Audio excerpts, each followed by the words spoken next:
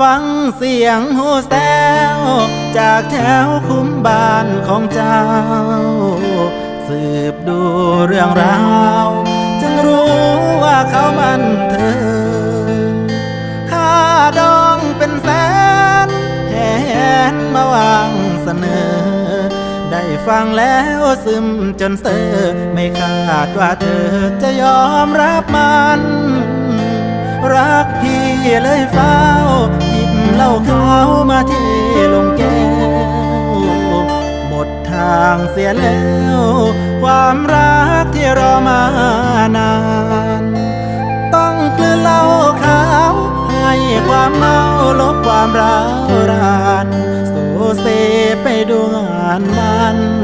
ให้มันช้ำใจให้พอยืนข้างเล้าไก่